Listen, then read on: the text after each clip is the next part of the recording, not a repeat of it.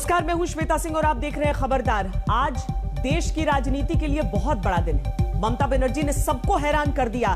कहां तो यह अनुमान लगाए जा रहे थे कि ममता बनर्जी बहुत मुश्किल चुनाव में फंस गई हैं। कहां तो यह कहा जा रहा था कि ममता बनर्जी के लिए बंगाल में वापसी करना बहुत मुश्किल है। कहां तो यह कहा जा रहा था कि बंगाल में बीजेपी के लिए पूरा माहौल है और बीजेपी इस बार बंगाल में आ जाएगी। लेकिन इस माहौल और आज के नतीजों में जमीन आसमान का अंतर नजर आया। उल्टा ममता बनर्जी की इस बार सीटें और बढ़ गई। इस बार भी उनकी सीटें 200 के पार रही, जबकि 200 सीटों का दावा तो इस बार बीजेपी कर रही थी, लेकिन वो 70 से 80 सीटों के बीच अटक गई। बीजेपी ने पिछली बार 3 सीटें जीती थी, इस बार उसने अपनी सीटें खूब बढ़ाई, लेकिन ममता बनर्जी को सत्ता में आने से रोक नहीं पाई।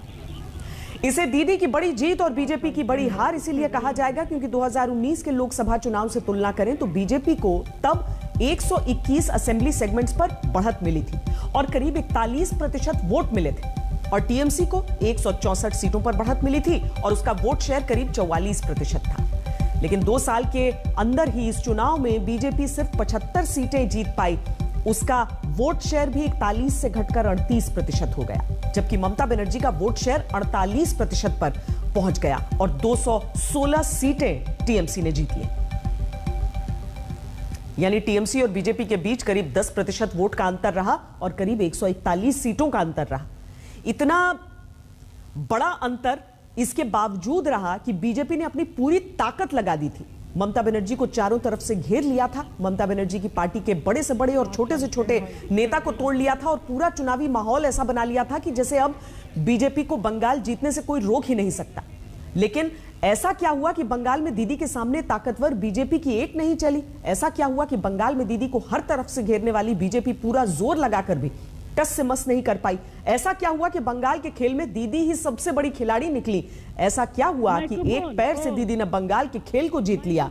आज सबसे पहले दीदी की बंपर जीत का विश्लेषण करेंगे और इसकी 5 बड़ी वजह आपको बताते हैं।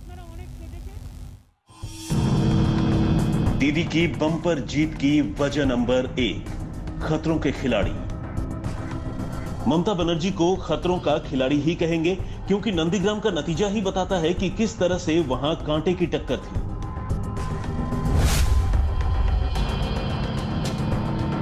I struggled for Nandigram because I fought a movement, so I have forgotten now. It's okay. Let the Nandigram people, whatever they have given the verdict, I accept that. I don't mind for that because it's a match. It is nothing. So we won more than 2-1 seat. That is a landslide victory, and BJP has lost the election.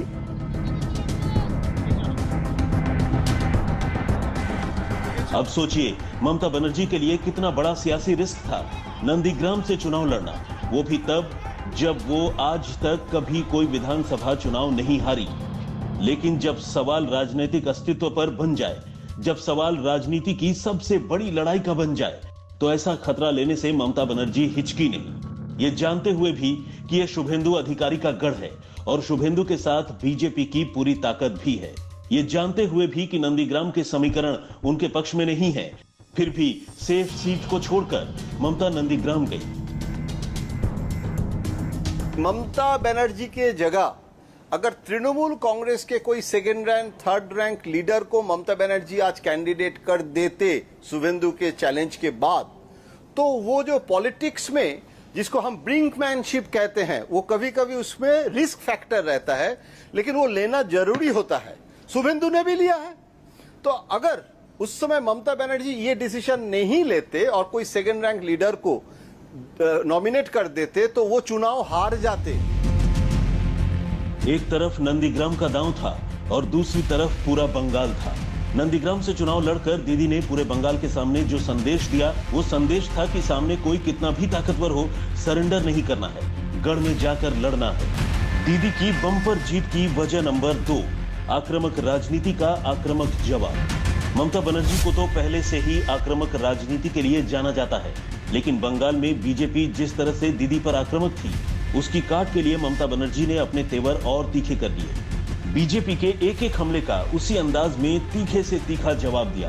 पूरे चुनाव प्रचार में ममता बनर्जी के यही तेवर रहे हैं, किसी को भी बख्शा नहीं, फिर चाहे अमित शाह हो या प्रधान। मुखे बड़ बड़ कथा शुने पोषाय ना, কথায় কথায় উনি বলেন তৃণমূল কংগ্রেস সব তোলাবাজ, তৃণমূল কংগ্রেস তোলাবাজ। আর আপনি কি?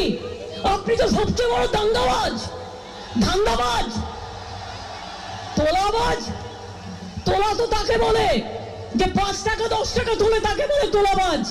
আর যারা কোটি কোটি টাকা তোলে তাদের কি বলে? दीदी की बम्पर जीत की वजह नंबर 3, बंगाली और बाहरी का मुद्दा।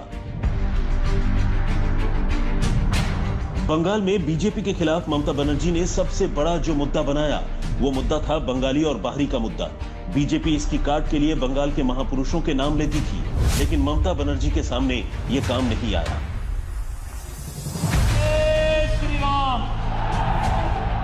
जय श्री राम के जवाब में दीदी जय बांग्ला का नारा लगाती थी। ये दीदी का चुनावी रणनीति का अहम हिस्सा था कि वो बार बार अपने कैंपेन में नरेंद्र मोदी, अमित शाह और प्रचार के लिए गए मंत्रियों और नेताओं को बाहरी कह रही थी और बंगाल के लोगों को बता रही थी कि बाहरी लोग बंगाल की संस्कृति को नहीं समझते और अगर वो चुनाव हार गई तो बंगाल को बाहर के लोग चलाएंगे। बांग्ला शासन करबे ना, बांग्ला शासन करबे, गुजरात बांग्ला शासन करबे ना, मोदी बांग्ला शासन करबे ना, गुंडारा करबे ना। इस बार पश्चिम बंगाल में जो बीजेपी का बहुत बड़ा फॉल्ट लाइन था कि वो बंगाली आइडेंटिटी, देखिए आप गुजरात मॉडल को बंगाली में आप लागू करने के समय बंगाली आइडेंटिटी को पहले समझना पड़ेगा। अगर आप हरियाणा में जाएंगे और जाट साइकी आप नहीं जानते हैं लेकिन जाट को आपको वोट लेना पड़ेगा, तो आपको पहले बंगाली जो साइकोलॉजी है, जो मानसिकता है, अगर उसमें आप इतने कुछ बोल रहे हैं, एक तो हिंदू मुस्लिम ध्रुवीकरण भी नहीं हुआ है। ये बंगाली आइडेंटिटी, आप बंगाली अस्मिता सिर्फ रविंद्रनाथ और बंकिम चंद्र बोलने से नहीं होता है। जिससे ममता ने चुनावी माहौल को अचानक अपने पक्ष में बनाया। फिर चाहे वो नंदीग्राम में पैर में लगी चोट के बाद व्हीलचेयर से पूरा प्रचार करने की बात हो या फिर भतीजे अभिषेक बनर्जी का मामला हो, जिनको लेकर बीजेपी के छोटे से छोटे और बड़े से बड़े नेता भाईपो भाईपो कहकर ममता बनर्जी की घेराबंदी कर रहे थे।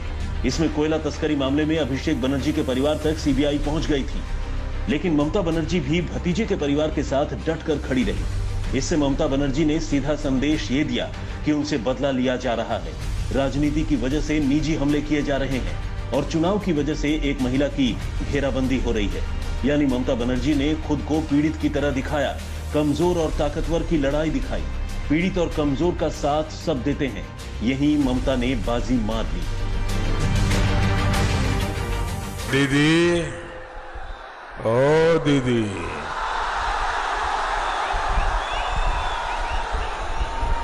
आदरणीय दीदी।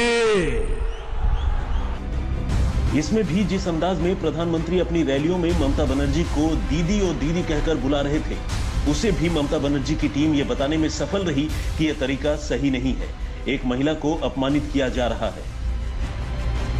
आदरणीय दीदी, ओ दीदी,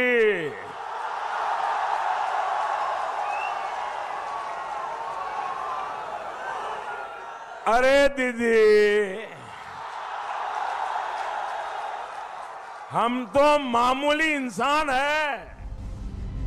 ममता बनर्जी की उन योजनाओं की कोई काट नहीं थी जिनमें महिलाओं पर फोकस किया गया। फिर चाहे वो कन्याश्री योजना हो, जिसमें बेटियों की पढ़ाई के लिए एक मुश्त 25,000 रुपए मिलते हैं, या फिर रूपोश्री योजना, जिसमें कम उम्र में बेटी की शादी न करने पर गरीब परिवारों को एक मुश्त 25,000 रुपए मिलते हैं। ऐसी योजनाओं के बीच मुख्यमंत्री का लोकप्रिय होना, बंगाल में उसके कद का दूसरा नेता न होना और देश की इकलौती महिला मुख्यमंत्री होना, ये सब बातें दीदी के पक्ष में। कोलकाता से मौसमी सिंह और अनुपम मिश्र के साथ आज तक ब्यूरो। बंगाल का नतीजा तो एक तरह से पिछली बार जैसा ही रहा, लेकिन एक चीज जो बदलनी चाहिए वो है राजनीतिक हिंसा। नतीजे आने के बाद बंगाल में आरामबाग, बेलाघाट, शिवपुर, दुर्गापुर, बर्धमान जैसी जगहों से आगजनी और हिंसा की खबरें और तस्वीरें आई। आरामबाग में बीजेपी के कार्यालय में आग लगा दी गई। बीजेपी ने इसके लिए टीएमसी को जिम्मेदार ठहराया है और आरोप लगाया कि ये टीएमसी के लोगों का किया धरा है। टीएमसी के लोग बीजेपी के कार्यकर्ताओं पर हमले कर रहे हैं। टीएमसी ने इन आरोपों से इनकार किया। अब सच्चाई कुछ भी हो, लेकिन इस तरह की हिंसा नहीं होनी चाहिए। बीजेपी ने इन घटनाओं पर क्या कहा है वो आपको दिखाते हैं। कि लोकतंत्र में हिंसा के लिए कोई स्थान नहीं होता है। ठीक है, चुनाव में कोई जीतेगा, कोई हारेगा, मगर सब मिलके किस प्रकार सबका साथ, सबका विश्वास, सबके विकास के साथ हम काम करें, यही ध्येय हर पॉलिटिकल पार्टी का, यही ध्येय हर राजनीतिक दल का होना चाहिए। आज भारतीय जनता पार्टी यह डिमांड करती है कि जो लोकल एडमिनिस्ट्रेशन है, जो क्षेत्रीय प्रशासन है, वो त्वरित कार्यवाही करे और इस प्रकार से जो गुंडे भारतीय जनता पार्टी के दफ्तरों में आग लगा रही हैं या जो हमारे कार्यकर्ताओं के ऊपर हमला कर रहे हैं, उनके ऊपर जल्दी से जल्दी कार्यवाही किया जाए, उनके ऊपर एक्शन लिया जाए। बंगाल में टीएमसी की बम्पर जीत के बाद जगह जगह जश्न की तस्वीरें भी दिखी। कोरोना के संकट के बीच इससे भी बचना चाहिए था। ममता बनर्जी ने बाद में यह भी कहा कि जीत का जश्न न मनाया जाए, लेकिन इससे पहले कार्यकर्ताओं को समझाने वाला कोई नहीं था। सब कोरोना को भूलकर चुनावी जीत के जश्न में डूबे थे।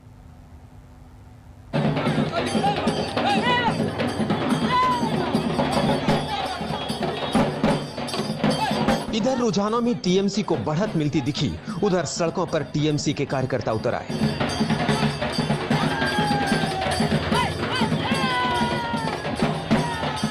टीएमसी कार्यकर्ता जमकर जश्न मनाने लगे। जीत की खुमारी टीएमसी के कार्यकर्ताओं पर इस कदर चढ़ी कि वो भूल गए कि कोरोना। देखिए टीएमसी कार्यकर्ता किस तरह यहां जश्न मना रहे हैं। हटाने की कोशिश कर रहे हैं।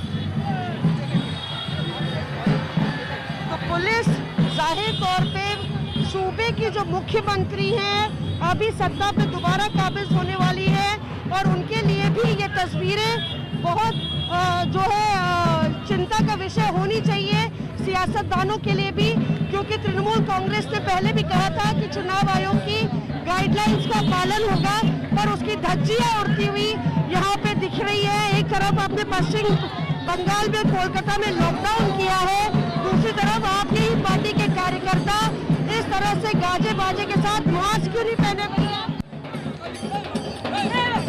टीएमसी के कार्यकर्ताओं का यह जश्न चुनाव आयोग ने भी देखा और चुनाव आयोग ने तुरंत ही सख्त कदम उठाए। चुनाव आयोग ने राज्यों के मुख्य सचिवों को निर्देश दिया, नियम टूटने की हर घटना की तुरंत रिपोर्ट दर्ज हो, कोरोना के नियम न मानने वालों पर कार्रवाई हो, जश्न मनाने वालों के खिलाफ एफआईआर दर्ज की जाए, संबंधित थानों के एसएचओ को सस्पेंड किया जाए। चुनाव आयोग को मालूम रहा हो या ना रहा हो, मगर सबको यह मालूम था कि जीत किसी की भी हो, कार्यकर्ता जश्न जरूर मनाएंगे। সকলে মাস্ক ইউজ করুন এবং কোভিডের জন্য আমাদের ফার্স্ট প্রায়োরিটি কোভিডের জন্য কাজ করা, ঠিক আছে? অনেক ধন্যবাদ, অনেক অভিনন্দন। বাংলার মানুষ, বাংলার জয়, বাংলার জয়, বাংলাই পারে, বাংলাই পারে। बहरहाल देखना होगा कि ममता की जीत के बाद चुनाव आयोग के निर्देश पर कितने टीएमसी कार्यकर्ताओं पर एफआईआर दर्ज होती है और कितने एसएचओ सस्पेंड किए जाते हैं। बंगाल में बीजेपी के लिए सिर्फ एक अच्छी खबर थी कि शुभेंदु अधिकारी ने किसी तरह ममता बनर्जी को नंदीग्राम में हराया। आखिरी राउंड में उलटफेर के बीच ममता बनर्जी कम अंतर से लेकिन चुनाव हार गई। हालांकि अब भी आधिकारिक ऐलान नहीं हुआ है। टीएमसी ने यहां दोबारा गिनती की मांग की है, लेकिन बीजेपी की बाकी हाई प्रोफाइल सीटों के बारे में हम आपको बताते हैं। टॉलीगंज से सांसद और केंद्रीय मंत्री बाबुल सुप्रियो चुनाव हार गए। तारकेश्वर से स्वपन दास गुप्ता चुनाव हार गए, जिन्होंने चुनाव लड़ने के लिए राज्यसभा की सदस्यता से इस्तीफा दिया था। चुनचुड़ा से लॉकेट चटर्जी चुनाव हार गई।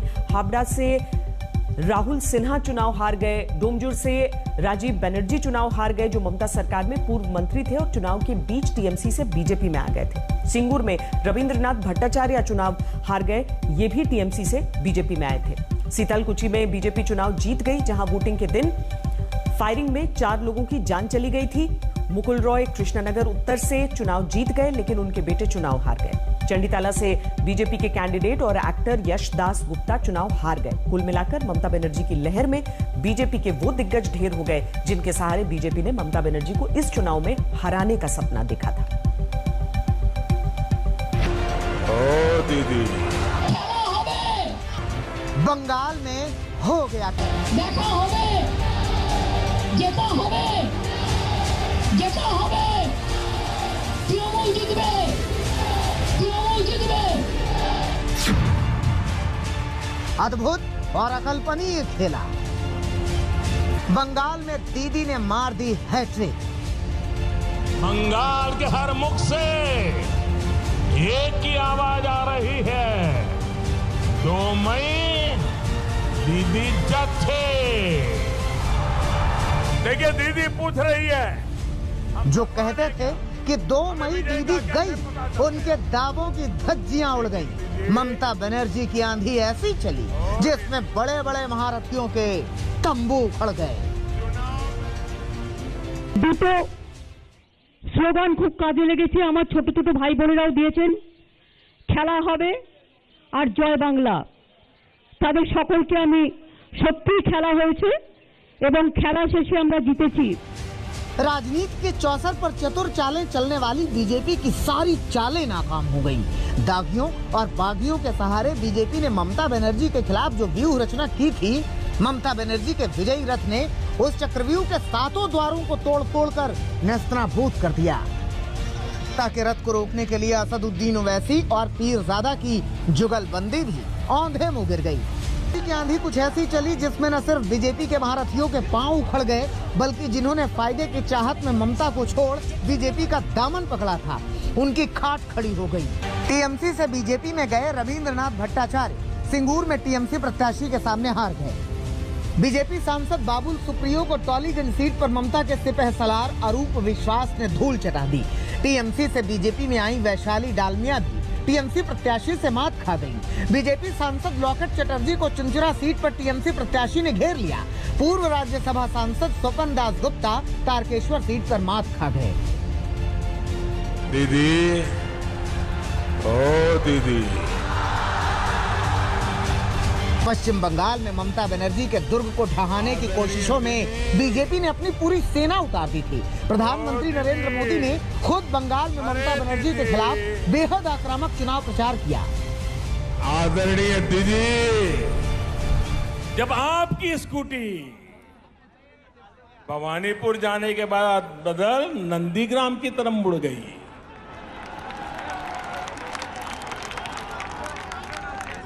अब दीदी हम तो हर किसी का भला चाहते, हम नहीं चाहते किसी को चोट आए, लेकिन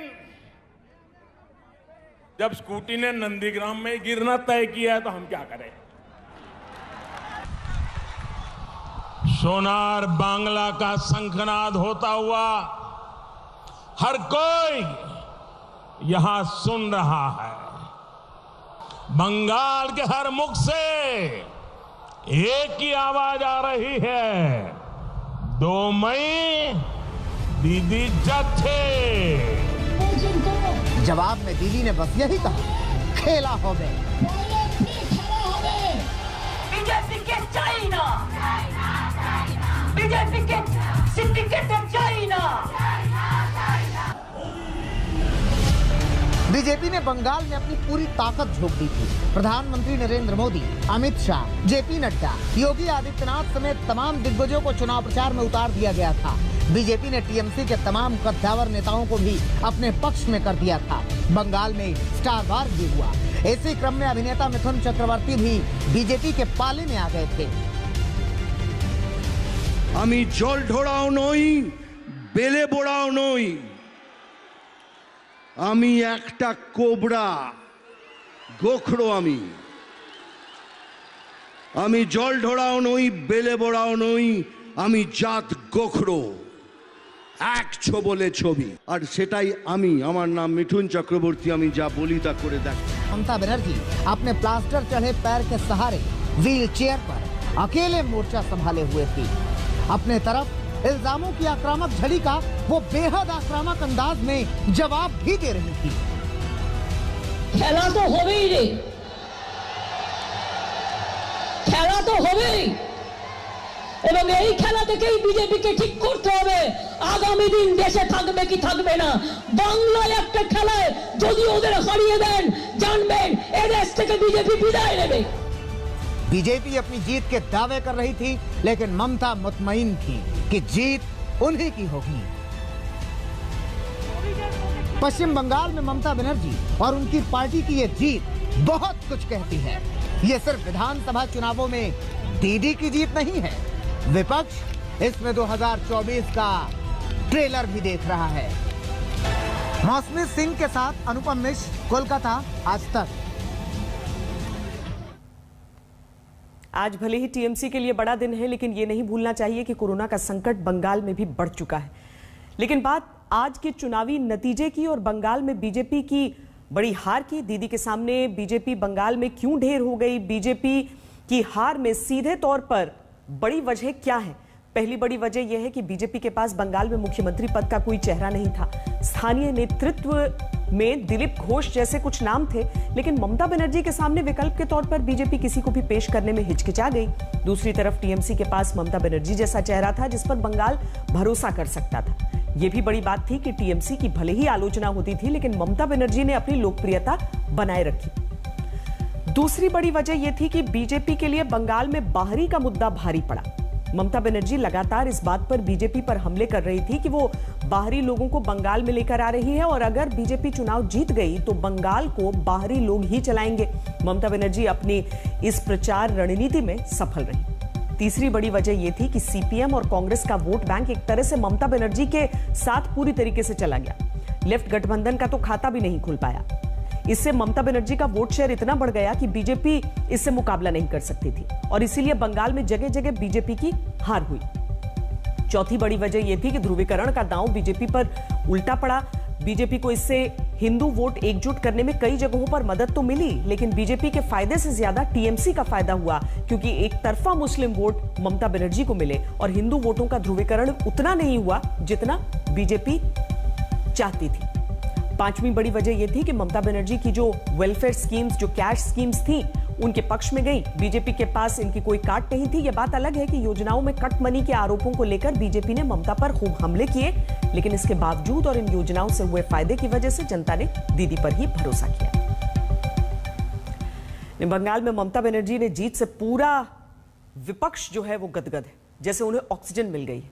शरद पवार से लेकर विपक्ष का हर बड़ा नेता ममता बनर्जी को बधाई दे रहा है। बीजेपी ने असम भले ही जीता है, भले ही बंगाल में उसकी सीटें बहुत ज्यादा बढ़ गई हैं, लेकिन पूरी ताकत लगाकर भी बंगाल में ममता बनर्जी से हार जाना और ममता बनर्जी का पिछली बार से ज्यादा सीटें जीत लेना, यह बीजेपी के कॉन्फिडेंस पर करारी चोट है, जो हर जगह चुनावी जीत के परचम लहरा रही थी। बंगाल में ममता बनर्जी ने विपक्ष को फॉर्मूला दे दिया है कि सामने कितना भी ताकतवर विरोधी क्यों ना हो, उसे कैसे हराया जा सकता है। दिल्ली से आकर किसी भी राज्य में इस प्रकार से दादागिरी कोई नहीं कर सकता, चाहे महाराष्ट्र हो, चाहे पश्चिम बंगाल हो। बांग्लार मानुष, बांग्लार जय, बांग्लार जय, बांग्लाई पारे, बांग्लाई पारे। इस देश के अंदर में जो नफरत की राजनीति करेगा वो औंधे मुंह गिरेगा। बंगाल के चुनावी नतीजों में टीएमसी की बम बम हुई तो विपक्ष के हाथ बीजेपी पर हमले का सबसे धारदार हथियार मिल गया। बंगाल में ममता बनर्जी की जीत को कोई बीजेपी की दादागिरी का जवाब बताने लगा तो कोई नतीजों को नफरत की राजनीति का नतीजा। ऐसे में ये बात बिल्कुल साफ है कि बंगाल के चुनावी नतीजे बीजेपी और पीएम मोदी के सामने नया चैलेंज लेकर आए हैं, क्योंकि इन नतीजों ने विपक्ष की एकजुटता को अब ऑक्सीजन दे दिया है। और यही वजह है कि ममता की जीत के बहाने विपक्षी सीधे पीएम मोदी को निशाने पर ले रहे हैं। लेकिन प्रधानमंत्री मोदी जी को सब कुछ छोड़कर, कोरोना की लड़ाई छोड़कर पश्चिम बंगाल में इस तरह से व्यस्त रहना, मुझे लगता है कि ठीक नहीं था। पार्टी लड़ती है, लेकिन प्रधानमंत्री जब उतरते हैं किसी युद्ध में और हार जाते हैं तो उसका ठिकरा भी दुर्भाग्यवश प्रधानमंत्री के ऊपर पड़ता है। ये देश के लिए ठीक नहीं। बंगाल में दीदी की बम्पर जीत के बाद विपक्षी नेताओं के बधाई संदेश में भविष्य के सियासी रणनीति की झलक साफ दिखाई दे रही है। ममता को बधाई देते हुए एनसीपी के अध्यक्ष शरद पवार ने लिखा, ममता बनर्जी आपको शानदार जीत पर बधाई। लोगों के कल्याण के लिए और मिलजुल कर वैश्विक महामारी से निपटने की दिशा में काम जारी रखेंगे। वहीं केजरीवाल ने बीजेपी का दमदार तरीके से मुकाबला करने के लिए दीदी को बधाई दी। पश्चिम बंगाल में बड़ी जीत के लिए बधाई। क्या मुकाबला किया है पश्चिम बंगाल के लोग। जम्मू कश्मीर के पूर्व सीएम उमर अब्दुल्ला ने तो ममता को बधाई देने के बहाने बीजेपी और चुनाव आयोग तक को निशाने पर ले लिया। बीजेपी और पक्षपाती चुनाव आयोग ने आपको हर तरह से रोकने की कोशिश की, लेकिन आप विजयी हुई। अगले 5 सालों के लिए शुभकामनाएं। वहीं पप्पू यादव ने तो ममता बनर्जी को पीएम मोदी का विकल्प बता दिया। दीदी इस देश की भविष्य। फिर बोलते थे कि मोदी नहीं तो कौन, दिस इंडिया की फ्यूचर। लंबे समय से विपक्ष को मोदी और शाह की जोड़ी का कोई जवाब नहीं मिल रहा था, लेकिन ममता ने जिस दमखम के साथ बंगाल में जीत हासिल की है, उसने विपक्ष को भी नई प्राणवायु दे दी है, जिसका सीधा असर आने वाले वक्त में देश की राजनीति पर दिखाई देगा। मौसमी सिंह के साथ अनुपम मिश्र, कोलकाता, आज तक। बंगाल की जीत ममता बनर्जी की जीत है, लेकिन यहाँ एक और चुनावी हीरो नहीं भूलना चाहिए। वो है ममता बनर्जी के चुनावी चाणक्य प्रशांत किशोर। आज प्रशांत किशोर की वो बात बार बार सबको याद आ रही है, जिसमें उन्होंने चैलेंज किया था कि बीजेपी कितना भी जोर लगा ले, बंगाल में वो डबल डिजिट को पार नहीं कर पाएगी, और अगर बीजेपी इससे बेहतर प्रदर्शन करेगी तो वो अपना काम छोड़ देंगे। प्रशांत किशोर ने सिर्फ एक बार ये बात नहीं की, वो चुनाव के बीच बार बार यही कहते रहे कि वो अपनी बात पर कायम है कि 200 सीटों की बात छोड़िए, बीजेपी की सेंचुरी भी नहीं लगेगी। आज तक से बातचीत में भी उन्होंने यही कहा था। So you're saying that the BJP is playing mind games? You've been playing some number games of your own. You put out a tweet saying that if the BJP gets 3 digits, yes, you will give up politics? I will give up this space, meaning What I does will that mean? give You the give work. up Twitter? No, I will give up the work which I do. And what will you do if the BJP gets 3 digits? I will not do the work which I'm doing. I will quit this You space. are serious about it? Absolutely serious. Be careful about what you are saying. Mamata Banerjee के चुनावी रणनीतिकार प्रशांत किशोर, जिन्होंने ढेरों दावे किए थे बंगाल चुनाव से पहले, आज हमने प्रशांत किशोर से फिर बात की। उन्होंने चुनाव आयोग की आलोचना की, आरोप लगाए कि चुनाव आयोग का साथ नहीं होता तो बीजेपी को और भी कम सीटें मिलती। प्रशांत किशोर ने आज एक बड़े ऐलान से सबको चौंका दिया कि वो अब इलेक्शन मैनेजमेंट का काम नहीं करेंगे। प्रशांत जी, मेरा पहला सवाल आपसे यही, अब की बार 200 पार का नारा उन्होंने दिया था, लेकिन 200 पार इधर हो गया है। 2 मई दीदी फिर से आई, आपने कहा था कि 100 के नीचे रह गए तो अगर 100 पार कर गई बीजेपी तो आप ये काम छोड़ देंगे। क्या मन बनाया अब आपने? जी, मैंने तो अब बीजेपी 100 पार करे ना करे, मैंने तो अभी घोषणा कर दी है कि मैं ये काम छोड़ रहा हूँ। ऐसे भी छोड़ना था। बाकी अगर तृणमूल को 200 से ज़्यादा सीटें आई हैं तो बहुत अच्छी बात है, खुश हैं। God has been kind.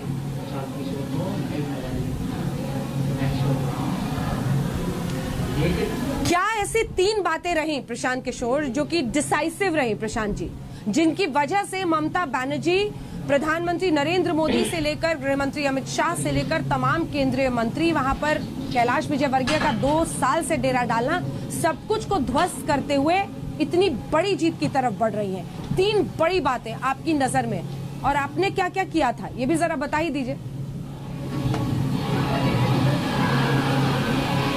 देखिए, ये बता पाना बड़ा मुश्किल है कि ये 3 वजह है जिसकी वजह से जीत या हार हुई है। किसी की जीत या हार it's because of combination of factors, not only because of one reason और अदर। मुझे लगता है कि बाई लार्ज बीजेपी वो जो है वो 2019 का जिन्होंने अपना कैंपेन या जो प्रयास या जो आउटरीच किया था, वो उसी के मॉडल को आगे बढ़ाकर उन्होंने विधानसभा का चुनाव जीतने का प्रयास किया। और 2019 से 2021 के बीच में जो चेंजेज हुए हैं, जो पॉलिटिकल साइड में चेंज हुआ हो या दीदी के अपने साइड से चेंज हुआ हो या सरकार, दीदी की सरकार में जो चेंजेज हुआ, उसको कहीं उन्होंने अकाउंट फॉर नहीं किया, जिसकी वजह से कि उनको ये भारी नुकसान हुआ।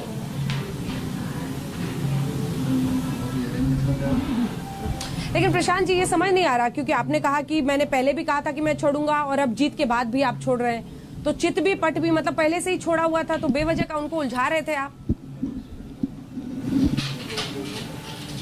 नहीं, ये तो अब आपका बोलने का तरीका है। भाई लोगों ने ये कहा कि ये तो झूठ बोल रहे हैं, 100 आ जाएगा तो भी नहीं छोड़ेंगे। मैं कह रहा हूँ अब उनको 100 नहीं आया तब भी छोड़ रहे हैं। ये आपको या उस तरह के जो लोग हैं उनको लगता है कि ये कोई ऐसी चीज़ है जो मैं ज़िंदगी भर करते रहना चाहता हूँ या मेरे लिए जीवन मरण का सवाल है, ऐसी बात नहीं है। वो एक बात कॉन्टेक्स्ट, एक स्पेसिफिक कॉन्टेक्स्ट में कही गई थी, क्योंकि बीजेपी की ओर से दावा किया जा रहा था कि अब की बार 200 पार, जैसा आपने बताया। हम लोग का अपना जो ग्राउंड असेसमेंट था, और ये बात मैंने दिसंबर में कही है, कोई अभी नहीं कही है, हम लोग का जो अपना ग्राउंड असेसमेंट है 1 साल काम करने के बाद, उसमें हम लोग को ये बहुत क्लियर था कि तृणमूल और बीजेपी के बीच में कम से कम 8 से 10% का वोटों का फासला हम लोग को दिसंबर से दिख रहा था। अब अगर 8 से 10% वोट का फासला दो पार्टियों के बीच में है, उसके आधार पर बीजेपी का जो वोट शेयर हम लोग के समझ में बात जो आ रही थी वो 37 से 41-42% के बीच में रहने वाला था।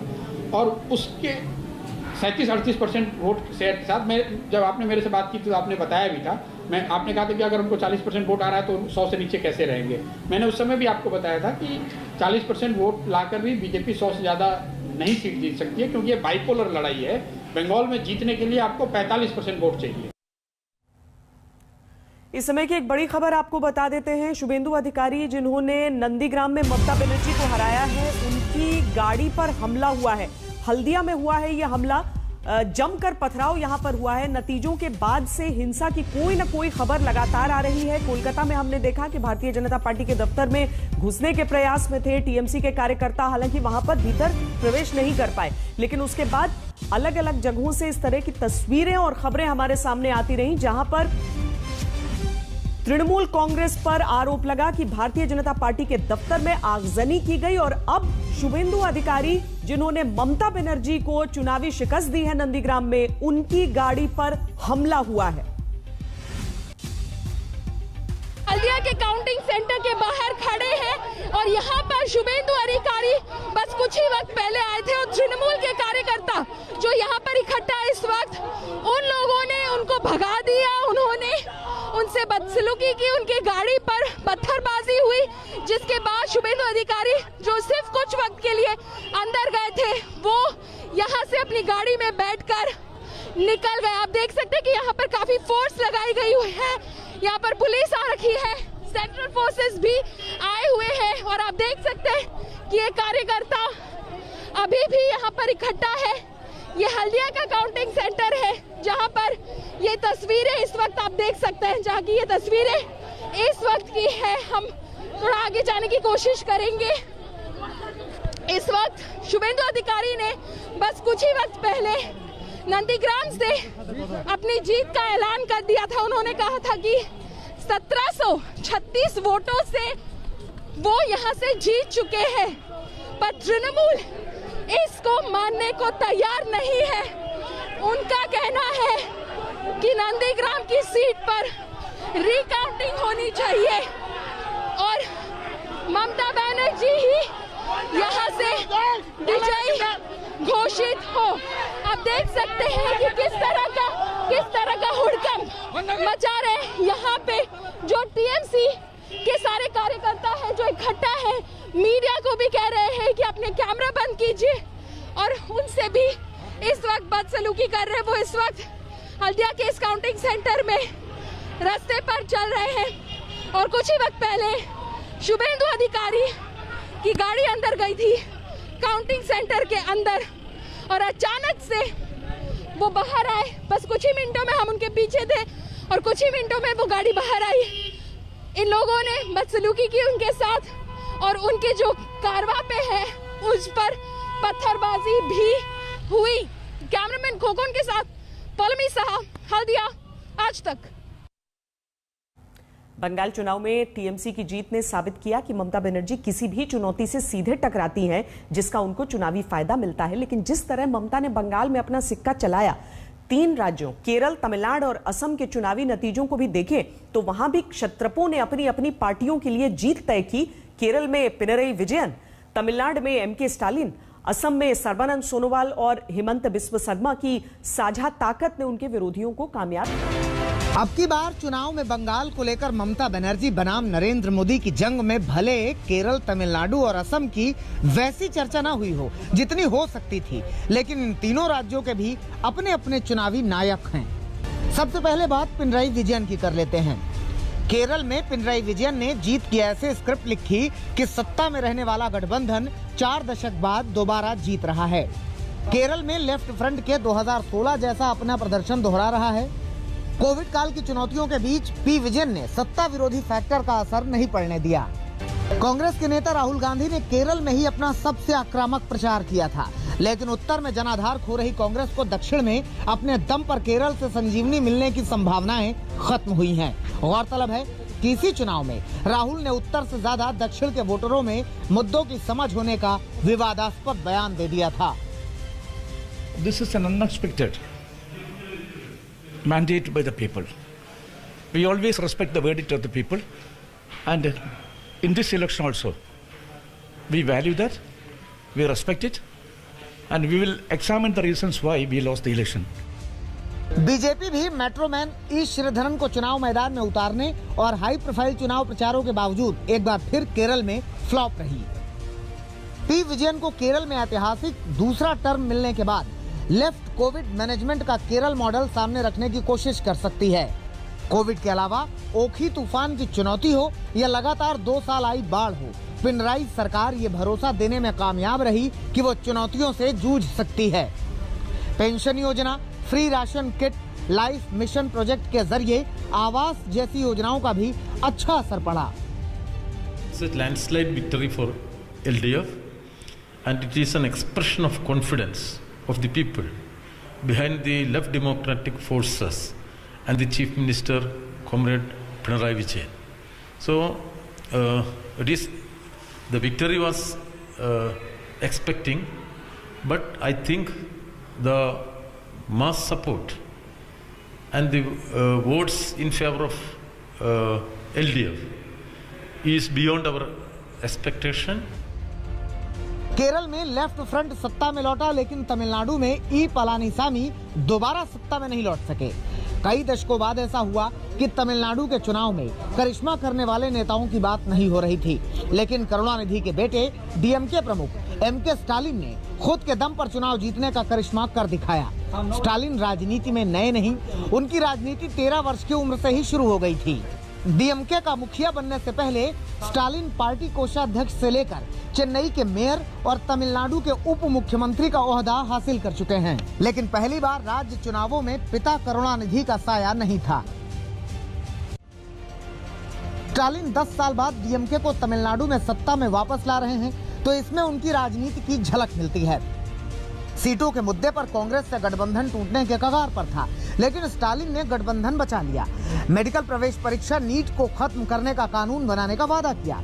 स्टालिन ने दूध के दाम घटाने, पेट्रोलियम और कुकिंग गैस पर सब्सिडी देने जैसे लोक लुभावन वादे भी किए।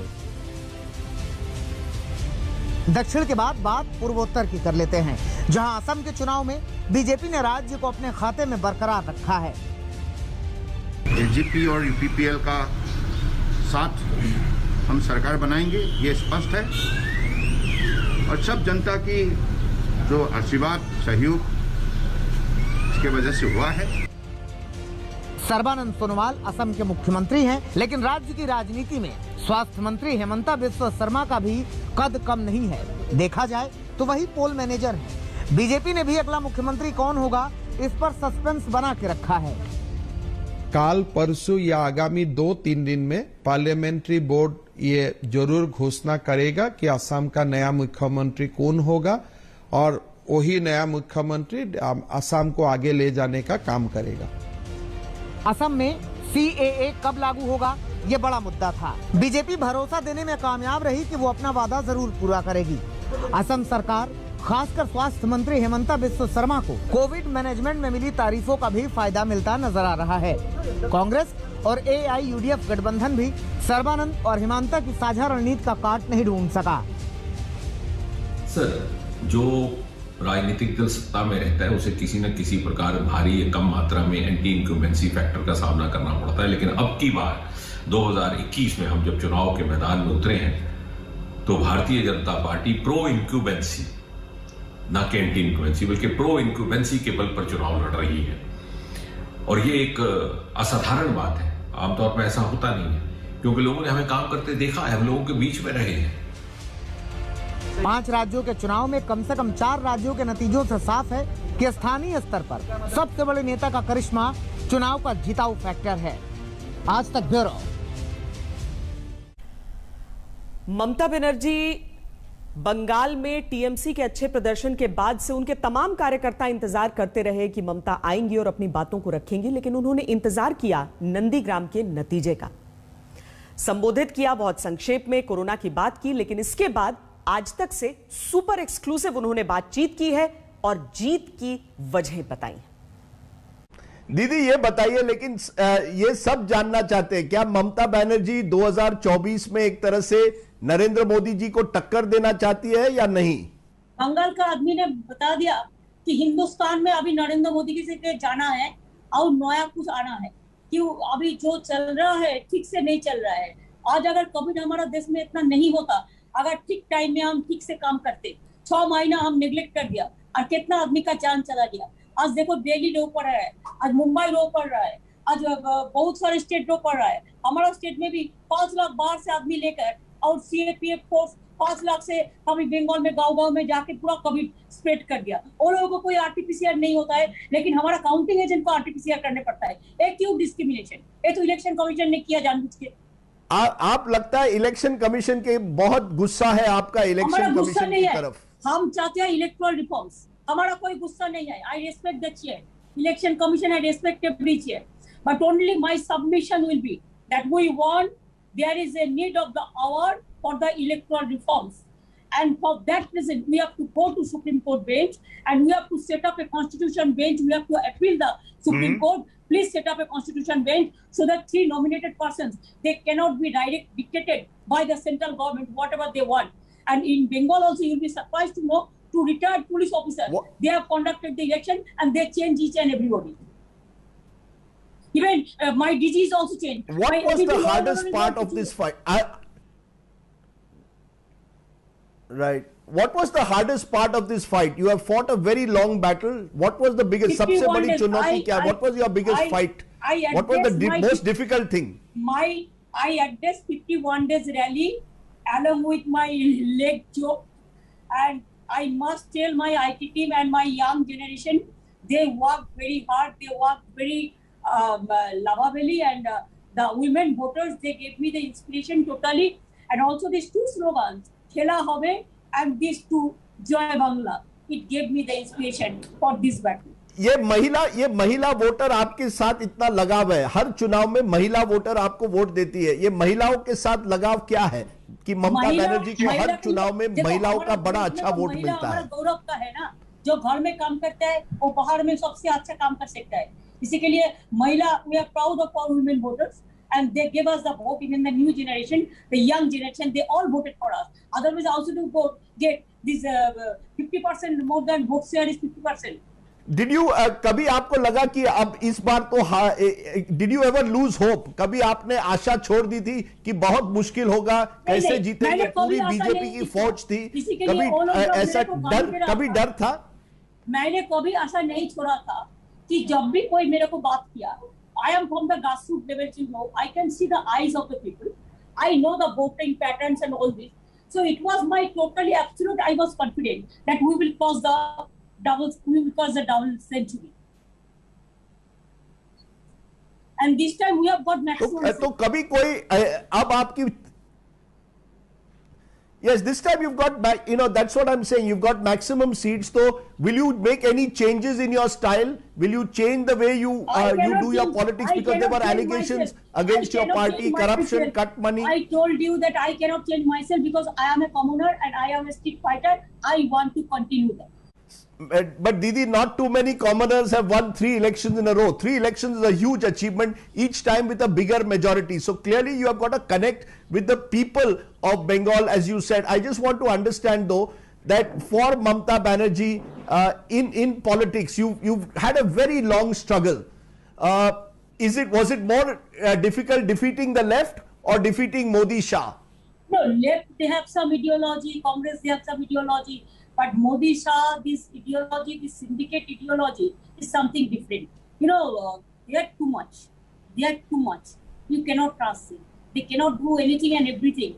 They can do anything and everything, even with smile face. That is the problem. And they can do the danga, they can do the polarization, they can do the finish the people, they can do anything and everything. I'm really, it's a sad affair for me to say anything about any particular person. I have a respect for the chair, so I respect the chair, and I have no blame for anyone. आपको कोई डर नहीं लगता दीदी? आप ये पूरे campaign में आपको कभी डर नहीं लगा कहीं ना कहीं कि मैं हार जाऊंगी? कोई डर नहीं था? हम लड़ते हैं, हम मरते नहीं हैं. हम लड़ते हैं, हम डरते नहीं हैं. हमारा स्लोगन यही है कि हम करेंगे, हम लड़ेंगे, हम जिताएंगे, हम दिखाएंगे और बीजेपी को हटाएंगे। That we have done. आप कैंपेन में व्हीलचेयर पे थी और आपको जब इंजरी हुई थी, आज इतने दिनों के बाद आप इतने दिनों के बाद आप चल रही है। Are you now back to work tomorrow morning, Mamata Banerjee? And when will you be sworn in? No. मेरे को प्लास्टर काटा था before 5 days ago, 5-6 days ago. So there I was totally rest. I was totally bed rest for my leg choke, and now I am wearing this anklet and all this, and very small. So it will take some time for. Who has inspired दीदी, who is your inspiration? कोई role model, inspiration इतनी जो आपको इस चुनाव में ताकत मिली है? Anybody else you see a street fighter like you? जो आप Bengal soil. तो ये जॉय बांग्ला का जो स्लोगन आपका है, क्या वहीं से आपको शक्ति मिलती है? देखिए, जॉय बांग्ला मीन्स हम बांग्ला को ग्लोरीफाई कर रहे हैं। खबरदार में आज के लिए इतना ही। देश और दुनिया की बाकी खबरों के लिए आप देखते रहिए आज तक।